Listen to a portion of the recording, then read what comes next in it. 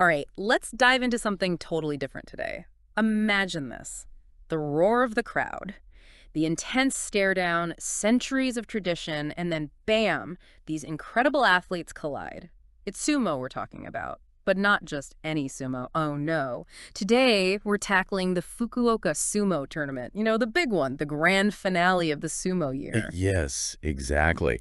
And we've got this amazing guide from therealjapan.com, written by a real sumo expert. Seriously, this guide is the real deal. So if you've ever been even a little bit curious about sumo, like what's all the hype about, this deep dive is for you. Absolutely. It's your backstage pass to understanding it all. The Fukuoka, right. What makes this tournament so special? Fill us in. Well, for starters, it's the last of the 6 major tournaments, held from November 10th to 24th. So, the pressure is on for these athletes. It's the culmination of their entire year. Big, big stakes. Okay, high stakes, I get it, but what are we talking about specifically? Like, what are they fighting for at this point in the season? Well, some are literally fighting for the top spot to reach Yokozuna, the highest rank in sumo. And for others, it's about their ranking overall. And that ranking, believe me, affects everything. Their future matches, how much they earn. It's a whole thing. Wow, no pressure there, huh? Oh. I bet that energy is just like electric in the stadium. Okay, so say someone's listening and they're hooked. They're thinking, I got to see this live. Tickets, how do they even work? All right, well, the guide breaks down all the ticket options. It actually makes a really important distinction between 2 main types of seating. You've got your arena seats, and then you've got your box seats. Arena seats, I'm picturing like your classic stadium seating. Comfortable, good view. Yeah, you got it. But the box seats, they're a whole different ballgame. Oh, okay, I'm intrigued. What's the deal with these box seats? So picture this. You're not actually in a seat. We're talking cushions on the floor, right there by the ring, up close and personal. The guide emphasizes that this is how sumo was traditionally watched. Wow, okay, that's an experience, for sure. Although my back's already aching just thinking about it. So for someone deciding between those 2 options, what would you say is the deciding factor? What should they prioritize? Honestly, it really boils down to this. Comfort versus atmosphere.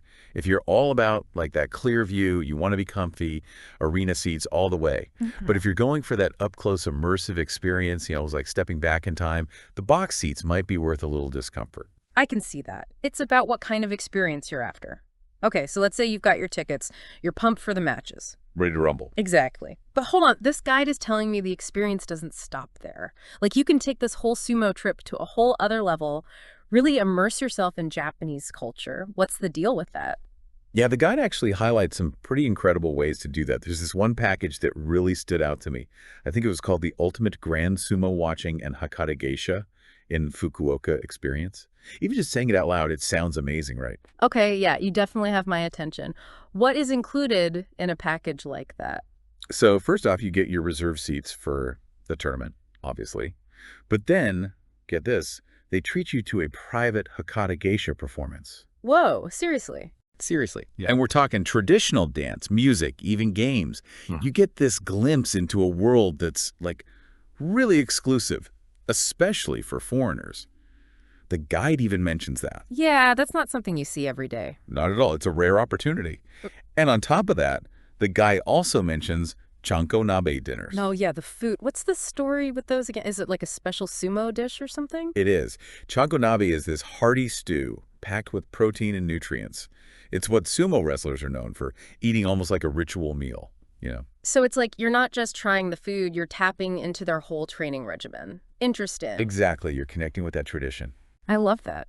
Okay, so it's clear this guide isn't messing around. It's about those next level experiences, the ones you remember long after the trip. But let's get real for a sec. The guide also covers logistics, right? Like the more practical stuff, getting around and all that. Oh, absolutely. It's not all just cultural deep dives. The guide has your back. It gives you travel tips, hotel recommendations, and not just any hotels, ones near the venue so you're close to all the action. And get this, it even recommends good local restaurants. See, those are the details I need. Speaking of which, any specific recommendations jump out at you? Places we should put on our list? Food-wise, you absolutely cannot miss out on Hakata ramen. I mean, you're in Fukuoka, it's the specialty there. Gotta try the local cuisine for sure. Exactly. And the cool thing is, the guide points out that a lot of the restaurants near the sumo venue are known for their Hakata ramen. Yeah. So you're already in the right spot. You know, it's funny, when we think sports trip, it's usually about the game itself, right? Like, catch the game, maybe grab a hot dog, done deal. Right, exactly. But this guide, it's got me thinking differently. It's about the whole experience. Like, sumo is almost like the gateway. I see what you mean. It's like a way to tap into something much deeper about Japanese culture. It totally is. It's Isn't it? not just about the athleticism, which is incredible on its own. It's the history, the rituals, the whole philosophy behind it. Exactly. And this guide, it just like subtly emphasizes that throughout the way it weaves together the cultural experiences, the food. It's like it's encouraging you to, to really experience sumo on another level. Not just as a spectator. Yeah, like you're part of something bigger. Exactly, you get it. So, okay, big picture here as we wrap up. Someone's listening and they're thinking, I need a vacation, something different, something unique. Is this it? Is this the trip? Honestly, 100% yes. The Fukuoka Sumo tournament, especially with all these extras, these unique experiences, the guy highlights, it's the whole package.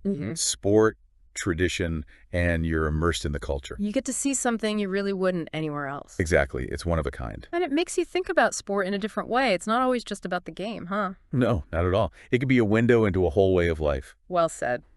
Well, this has been fantastic. Really appreciate the insight. My pleasure. Glad we could do this. To our listeners, we hope you enjoyed this deep dive into the Fukuoka Sumo tournament. If you're ever looking for a travel adventure, something really different, this one should be on your radar. Until next time, happy travels.